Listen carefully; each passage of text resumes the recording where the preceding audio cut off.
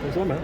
I'm doing good. How about yourself? Deontay, first question for you. You mentioned your last 3 years are going to be legendary, or your next 4 years before you retire.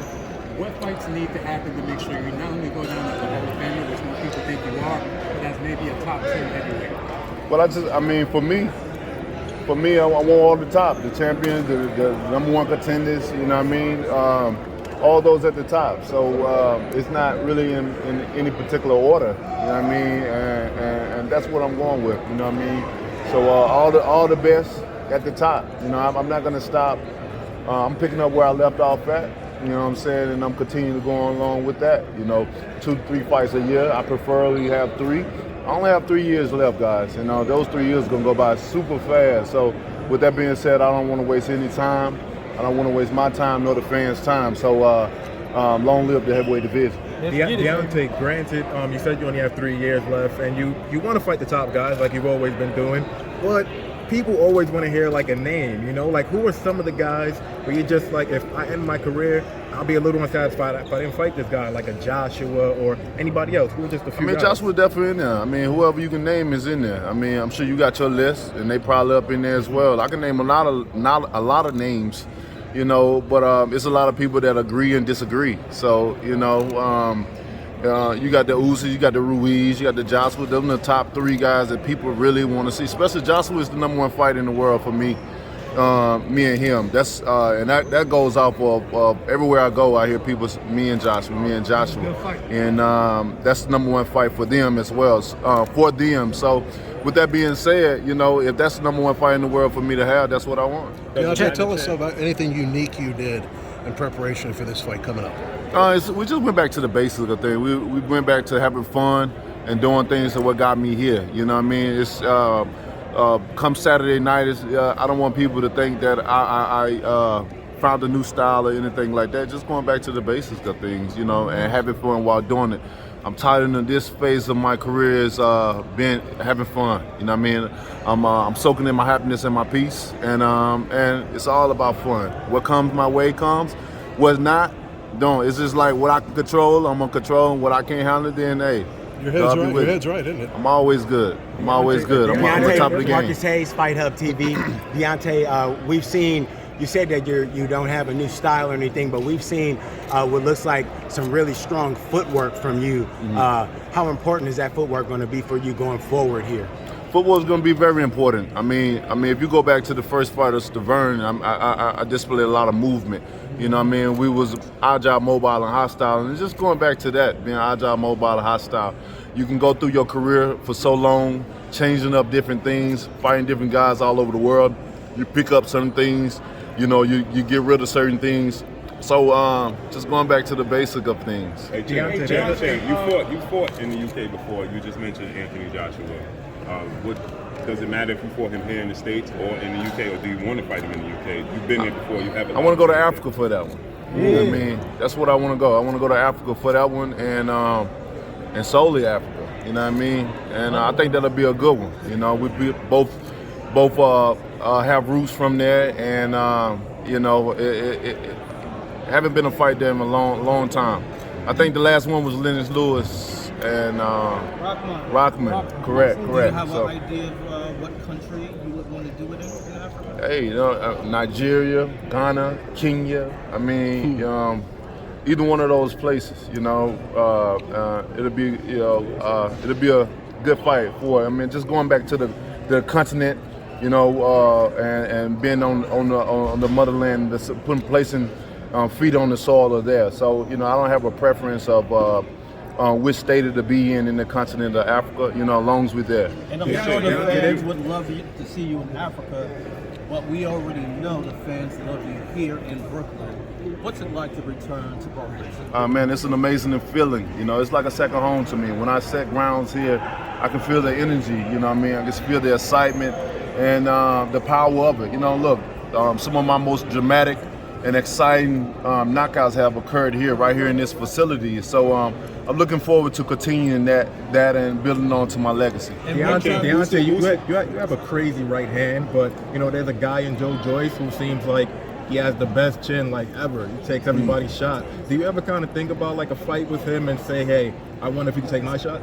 I don't ever think of wonder who can take the shot or whatever. I mean, it's unhealthy to take shots anyway. You know what I mean? I always tell people we risk our lives for you guys' entertainment, and it's not cool to take punches anyway.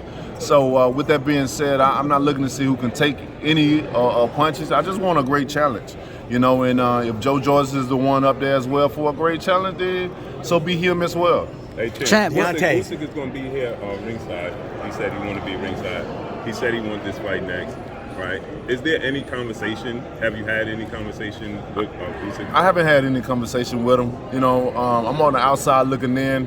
I didn't ask certain people that I know that's been around him and certain people that's close to me if he's a man of his word. And certain people have validated yes. So I'm looking forward to him being a man of his word. I know the last champion that came to one of my fights and said they was willing to give me the fight was Joe Parker.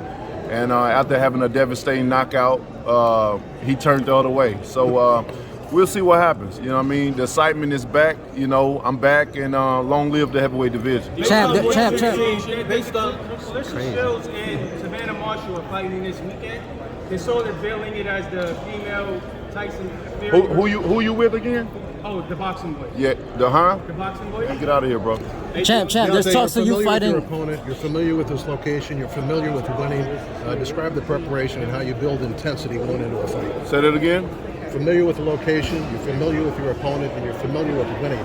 Talk about intensity and how you build it getting ready to a fight. You know, I've been a champion for a very long time. I've been in the top for a very long time. So it's like one of those things. You know what to do. You know, to stay there, to be there, and certain things change, but certain things don't. You know what I mean? And by me being able to be familiar with being at the top, you know, we know how to put on a great show and be able to stay there and compete with the best that's up there, if not anything else. Champ, you've accomplished so much in the heavyweight division, so many different things, longest reigning heavyweight champion in the last 15 years. Tell us, what does that fire still burn, and if it does, where does it come from? My fire is still lit, I can say that. You know what I mean? I've been so successful in this business, especially financially, where I don't need this no more. You know what I mean? And it's a great feeling to be on the other side of the grass when, in my percentage, 98% of fighters don't have nothing to show for after the game is over. The only thing they have to show for is mental illness, Parkinson's, speech impairments, and a lot of other health problems that goes on while managers and promoters go on millionaires, sometimes turn into billionaires, and be able to support their children and their children's children. While the fighters, the only thing we get is a pat on the back and say, oh, he was the greatest in his time. But what is that? You know what I mean? So I'm just blessed to be in the position that I'm in. You know, I've accomplished so much in my career, and on top of that, I got a statue.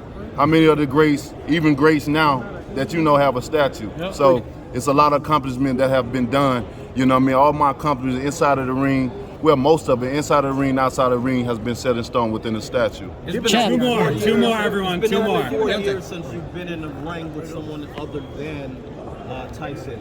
What's that going to feel like?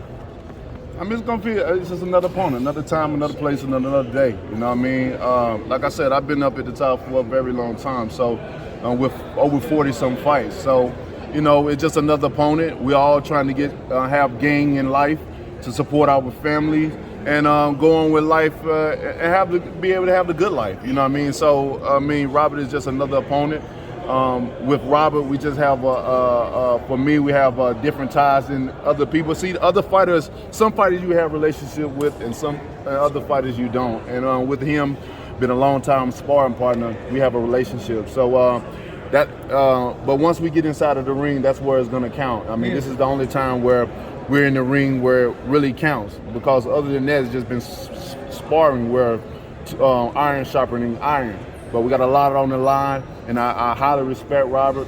He's got a warrior heart, and I'm looking forward to him testing his heart against my heart. That's what's gonna make a great fight, and may the best man win. Hey, Champ, Last of your ring entrance. Can we expect another historic ring entrance? Lil Kim or something like that? Well, you know, I'm not gonna kiss and tell. You know what I mean? So y'all just have to stay tuned. A lot of people wonder what's entrance or what I'm gonna be wearing and different things like that. You know. that's what part of pay-per-view about. So you ain't gonna be there by that pay-per-view and see what's going on, baby. Welcome back. Deontay, Yeah, man. Deontay. Blessings. Deontay, just the last thing for me. This last part of your boxing career has been a lot like a song. There's plenty of ways that you can hurt a man and bring him to the ground. You can beat him, you can cheat him, you can treat him bad, and you can leave him how he's down when he's down. Tell us, what is it like for you to have endured everything that you went through in these past couple of months in the last year? I mean, what don't kill you makes you stronger. That's the saying, and I abide by that saying as well. And you know, I've been soaking in my happiness and my peace. So when you're happy in that peace, no matter what you may go through, all those things that you may go through, if you're happy in that peace, you know how to overcome those. You know how to endure all of it. I mean, look, ain't nothing been easy for me. You know what I mean? And the darker my skin, the more complicated and harder it becomes in the society and the world that we live in. And I don't think that's gonna change. It's you know, I don't think it's gonna change at all. But like I said, when you're happy in that peace, man, that don't really faze you. You just move with the punches, and you go on by life, and you find certain ways to live life and enjoy as best as you can with your loved ones and your family. Champ, I thank you guys so much for coming out. Yes, sir. Go Champ, ahead, bro. there's talks that Andy Ruiz is next for the winner of this fight. What'd you think about his victory over Ortiz, and would you welcome that fight next? I think Andy did exactly enough to do what he had to win. You know what I mean? It was a great fight while it lasts, and I love to entertain that fight. You know what I mean? And when that does happen, I'll tell Andy some secrets about something that he didn't even know. So I blessed him even before he even knew he was blessed. Okay. Blessings, guys. Thank you so much. You gotta go.